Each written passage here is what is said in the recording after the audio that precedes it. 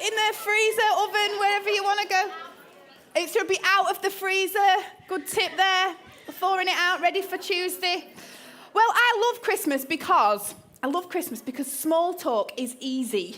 Okay, small talk's really easy at work, in the coffee room, or if you're in the salon. It's dead easy. You can just say, oh, you're all ready for Christmas. Got all your Christmas shopping done.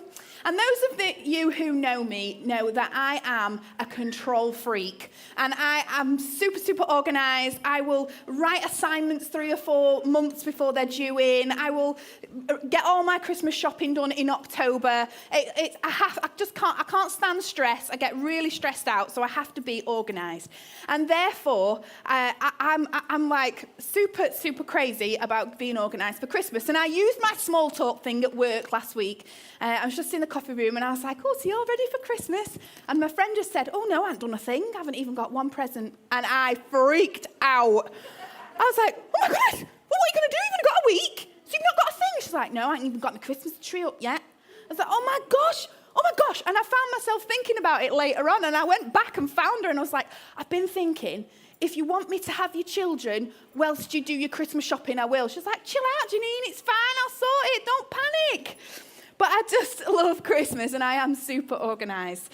But I am continuing our theme this week of relating. And we've had a great theme. Dave Lawrence brought relating to others and Andy brought relating to self last week. And they've been fantastic. And my topic is relating to God. And what better a time to bring this topic than at Christmas time? Because as we all know, we celebrate Christmas because Jesus came to earth as a baby. And so it is relating to God. And when I was preparing this, relating to God, I was just like, oh, what am I going to do? And I thought about relating to how we relate to other people, obviously, because that's where you go with relating. And so I thought I'd tell you a story about a friend of mine. And I've checked with her if it's all right, because some of you might know her, and she's a local girl. And so she said it's absolutely fine. So I want to tell you about my friend, Louisa. My friend Louisa is a devout Catholic. And we are mommy friends. Her children go up to St. Joseph's School where Jocelyn and Beth go now. And I met Louisa when Jocelyn was just a baby. She was maybe only a few weeks old, at our Tiny Tots group. And I got talking to Louisa and found that she absolutely loves being a mom. Her mandate, if you like, and her passion in life was to always be a mom. She felt from being a small child that she wanted to be a mother, that was her call almost in life. And she said that she's got on her heart that she wants 6 or 7 children. Oh my word. And she just does it well, okay? She loves being at home. She loves to be at home with the kids. She loves nothing better than to be at home and make things from scratch. She loves cooking. She's an Italian by background. She lived in Italy for a while as a child. So she does things from scratch. She will make you a roast dinner from scratch, okay? She'll even grow the pig and the cow in the back garden. She grows her garden full of vegetables and picks them from the garden with 5 kids in tow. Okay, that woman is amazing. Her husband works away a lot, so she mans the house all the time, but she can think of nothing better because that for her is her call on her life. Now, those of you who know me know that that is a polar opposite to what I am like. Okay, I was a terrible baby mom. Oh my gosh, I was like, you know, I absolutely love my sleep. I despise being up in the night. Having my kids is a joy, and I absolutely love it. I love it now that they sleep through the night. I'm a terrible baby mom, but she doesn't mind being up in the night. She loves that kind of thing. She says, yeah, I'm tired, but you know, my kids are what I'm there for my kids. I love it. She breastfed every single one of them. She had her 5th child last week, and I went to see her in the hospital. I was working. I went to see her. I said, okay, Louisa, you've had 5 now. You've made your contribution. And she just went, and I just know she's going to go on and have another 2 or 3 or 4. And she is amazing. And as I started to get to know her, I realized that we are just polar opposites. And I just thought, I've got nothing in common with this lady at all. I've got nothing in common. She didn't understand why I did my life like I did. She didn't understand my passion.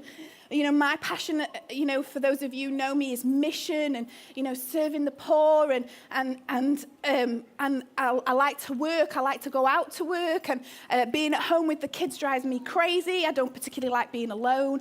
I hate cooking. Okay, let me just tell you something about cooking that I've realised recently. Okay, when you haven't got kids, cooking's easy. Cereal, beans on toast. And then when you have kids, you have to actually have stuff in. You actually have to have meat and like vegetables and stuff. And then recently I found myself stressing at about 5 o'clock. I'm like, what am I going to make to eat? And I've got to think about it, and what have I got in there? And I have to make it. And then I'm ringing Louisa like, how do you make this? Like, I don't know what to do. Like, and then you have to do it all again the next day. Why does that happen? Why does it go round and round and round? I hate cooking, okay? If you want to bless me, bring me a meal, okay? I hate cooking, but Louisa loves it. But as I found with our relationship, that we're just polar opposites. So for a while, I felt that I needed to withdraw from her. And I thought, I've got nothing to offer this relationship. She doesn't have anything to offer me, so I'm going to withdraw. And so for a while, I withdrew from it. And we didn't have a lot of contact. I saw her around. But then I had Beth, my second little girl, and I found myself in her presence again. And I was just thrust into her presence, and I couldn't help that. She had a couple of other children at this point. She had three, nearly 4 children, fourth one on the way. And so I found myself spending a lot more time with her. And during this time, I got to know her. And during this time, I got talking to her. And she started helping me with my children. She started helping me out with my cooking catastrophes. And, she would say things like, let's go out for a picnic, because I know you don't like to be in, Janine. And she'd take us out for a picnic with 4 kids in tow, and she'd make the whole picnic. I didn't need to do anything. And she'd just turn up, with 4 kids behind her like little ducklings, and I'd be like there with 2, like, oh my goodness, how did you even get out of the house this morning? But that is just Louisa's mandate. And I just got to know her. And the way she does church is very different to me. And the way she sees God is very different to me. But we just became really good friends in that time. And we learned to get along. And we learned to relate to one another. And you know what? I would now say that Louisa is one of my very best mommy friends. And I don't know what I would do without her. We are polar opposites, but she's one of my best friends. And the truth is, when you really get to know someone, you can relate to them. When you really get to know someone, you can relate to them. You understand them. You know what makes them tick. You know what grieves them. You know what grieves Louisa doesn't necessarily grieve me. You know what hurts them.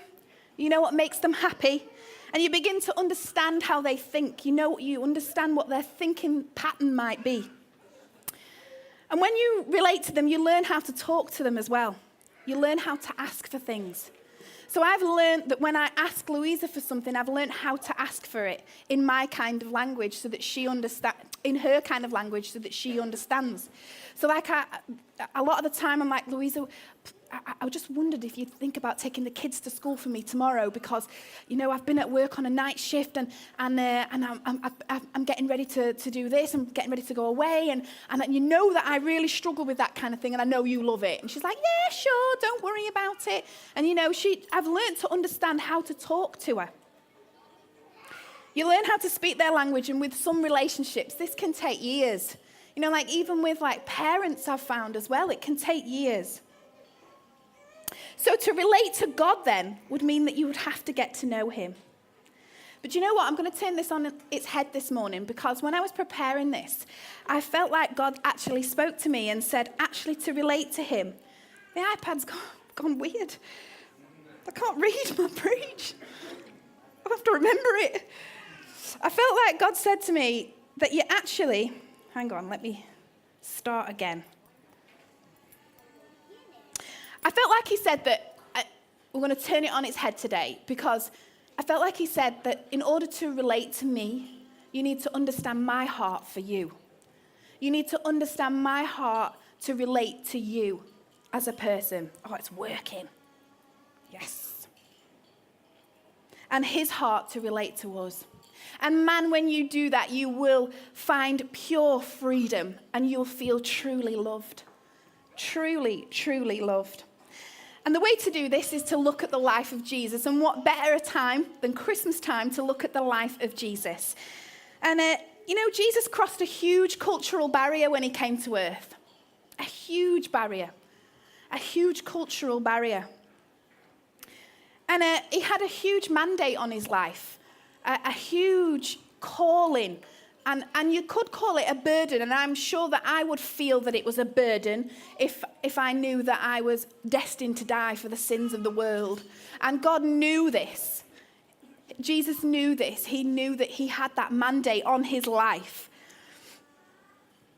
And it was right back at the beginning in Matthew 2, when he's a baby, it's spoken over him. For he is destined to give his life to save his people from their sin.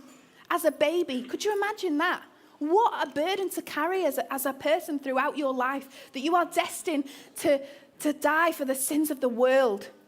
And Jesus knew he had this mandate on his shoulders, yet he still had time to relate to us. He still had time to go to weddings. He still had time to play with children. He still had time to sit and teach and eat with his friends. He still had time to take a weekend away and go hiking up a mountain to spend time with his Father. He had time to relate to us. You see, God had to find a way to relate to us. And he knew what we needed, and he related in a way that we would understand. He came as a baby.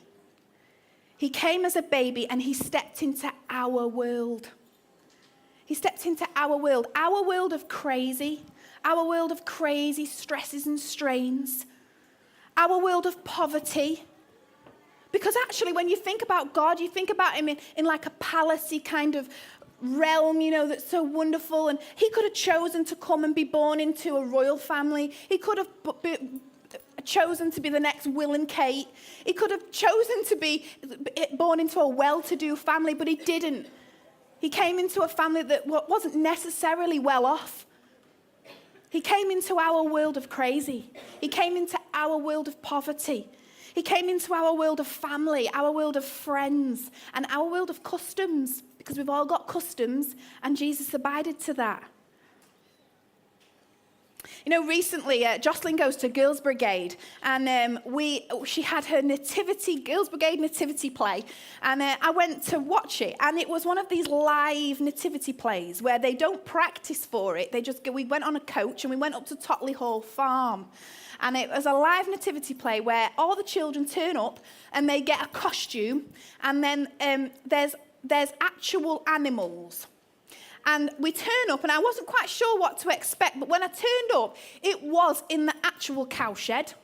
So you turn up and you're in the cowshed, and you get a little costume, and then all the kids sit around, and there's a cow, and there's a donkey, and there's a couple of sheep and lambs and things, and it really is live. And you sit in a cowshed, and there's a few seats for the moms and dads. And I'm sat down, and I had a hat on, a scarf, gloves, earmuffs, coat, long johns, and I was still freezing. And I'm sat there like, I am in a cowshed, it stinks, and I'm freezing. This is not my idea of a children's nativity play. But suddenly I just thought, this is an actual stable. This is like actually where Jesus was born. He was actually born in a cowshed.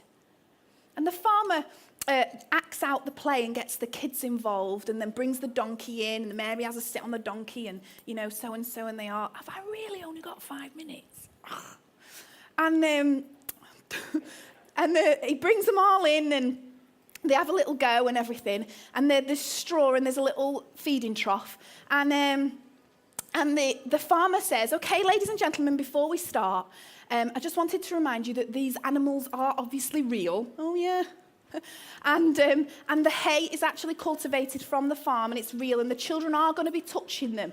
And so I just want to remind you to just make sure that all the children wash their hands at the end. We've got some alcohol gel, we've got some sinks and things. Make sure you go and wash their hands. And I thought, I bet Mary didn't have some alcohol gel in her back pocket. Oh my goodness. This is the reality of where Jesus was born, what he was born into, and how lowly he came into our life. And it says that Mary actually put him into the feeding trough. The feeding trough. We're not talking about just touching the outside of the animals. This is where they had their mouths in and they were feeding. And Jesus was laid in that. For a nurse, that blows my mind. I'm like, oh my goodness, get the alcohol gel. But that is the reality of what Jesus came into. He came into our world. The truth is he knows how to relate to us because he made us all in his image, actually. And in Galatians 5:26, it says, each of us is an original. Turn to each other and say, you are an original. You are one of a kind, and God made you all one of a kind. And so, and the amazing thing about God is that he knows how to relate to you as an original. He knows what you need. He knows how you think. He knows your understanding and how you think, what hurts you, what grieves you. He knows how to relate to you. He knows that because he made you, believe it or not. You know, the beauty of this, all this, in the Bible, it says, in Romans 5:7-8, it says, very rarely will someone die for a righteous person, though for a good person, someone might possibly dare to die. But God demonstrates his own love for us. Whilst we were still sinners, Christ died for us. While we were still in sin. You know what? There was no condition on it. You didn't have to say sorry. You didn't have to get down and beg. You didn't have to bring an offering. You don't need to say sorry. He just did it. He did it for the worst of us. He just did it. He just came to earth and thought, I'm just going to die for them. I don't care how bad they are. They don't need to say sorry. I'm just going to do it. You know, and I felt when I wrote that down, actually, that might be a word for someone today. You know, this Christmas, maybe you need to just forgive someone. And I'm not saying that what they did was right to you. And I'm not saying that you weren't hurt by that situation because, man, I feel it too. But maybe just forgive them and just let them back in. And I just felt that was a little word for someone this morning. John 3:17 says that God did not send his son into the world to condemn the world, but to save the world. Amen. He didn't come to say, you haven't got it right, or you haven't got your life in order and you haven't got all your ducks in a row. No, he just came to save us. Listen to this, and this is from the Passion Translation. I love a bit of the Passion at the moment. Yeah. Romans 5:6-8 says, For when the time was right, the Anointed One came to die to demonstrate his love for sinners who were entirely, listen to this, helpless, weak, and powerless to save themselves. Who's been powerless to sin before? I have. I've been so caught up with sin before that I do not know a way out. We are all powerless. Now, who of us would dare to die for the sake of a wicked person? Can we all understand if someone was, we can all understand if someone was willing to die for a truly noble person. But Christ proved his passionate love for us by dying in our place whilst we were still lost and ungodly. Isn't that amazing? And I'm going to wrap this up now. But last week, me and Andy went with James and Sarah up to Life Church in Bradford to see their Christmas spectacular. And it really was spectacular. There was lights and lasers and Elsa. Let it go. Hey. Kept a tune there. There was lights and lasers and Elsa, and there was the Greatest Showman. It really was spectacular. There was donkeys. Free donkeys. There was candy floss. It really was spectacular. And you know what? Christmas can be spectacular, can't it? It really is. You know,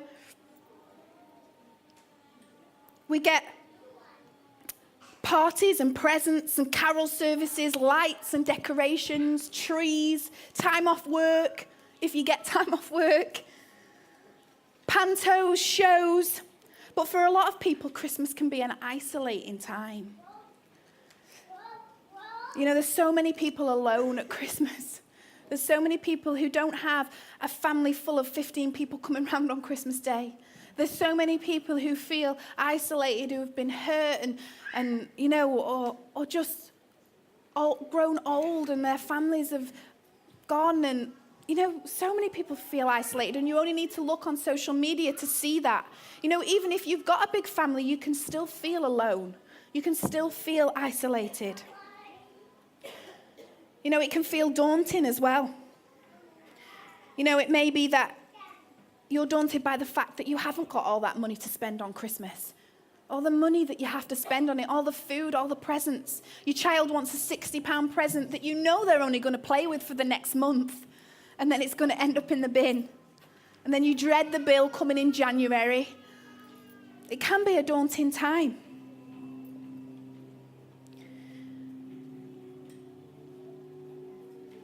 But the real spectacular is that God related to us at Christmas.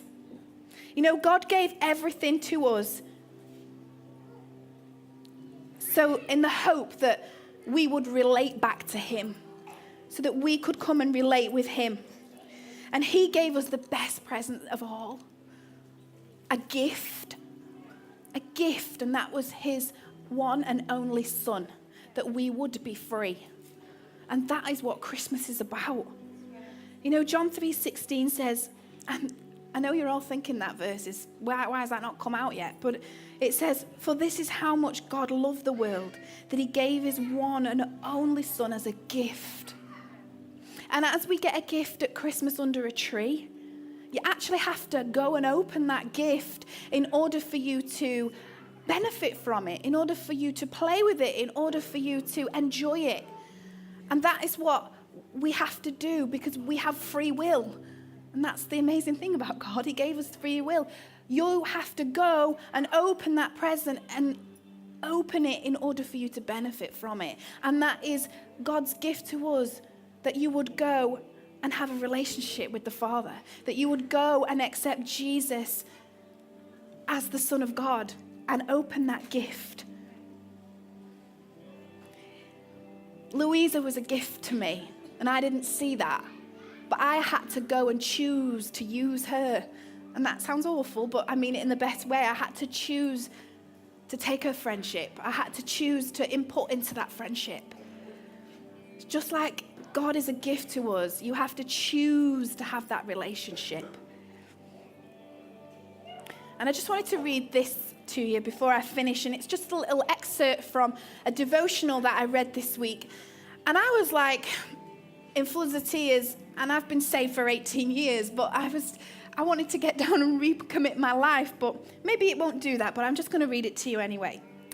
Maybe you've never connected the dots today. Maybe for you, Christmas has been about a tree, an old man, a white beard, a bunch of gifts, some of which you don't even want. A lot of irrelevant traditions that you haven't really been able to put together. But understand this today, that Christmas is about God's love for the world, about God's gift to us. By simply receiving this gift, a gift you didn't even realize you needed, your whole life can be transformed. If there has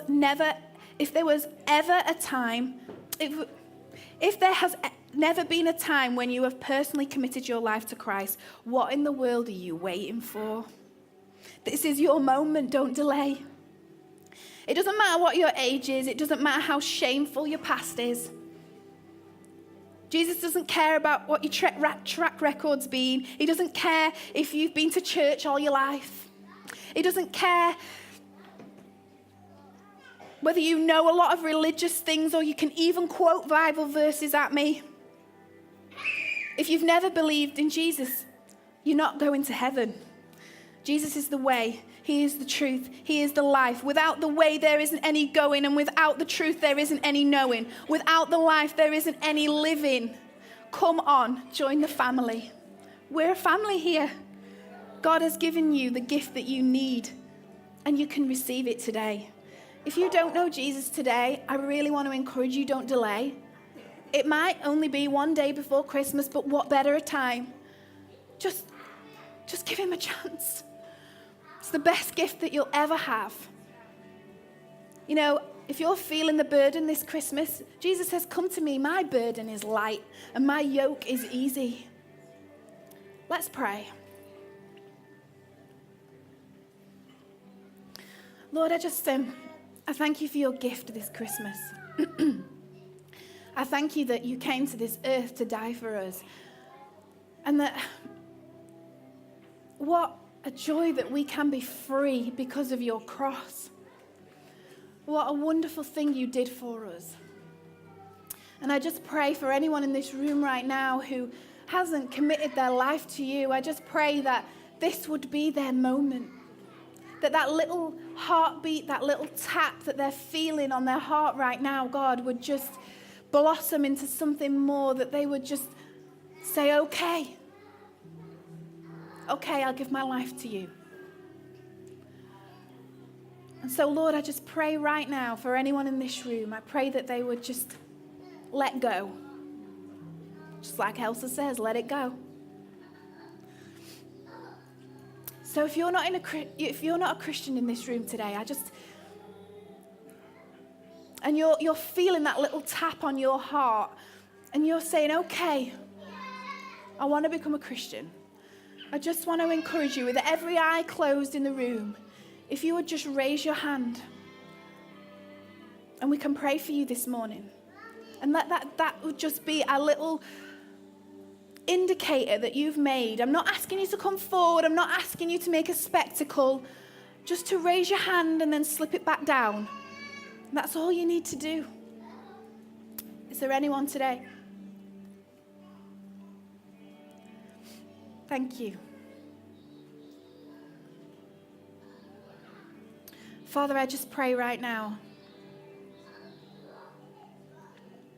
that if there is anyone here who's still feeling that tap on their heart, I pray, Father, that as they go home, they would still feel that tap on their heart, and that this Christmas they'd receive the best gift of all. Thank you, Lord. In Jesus' name, amen.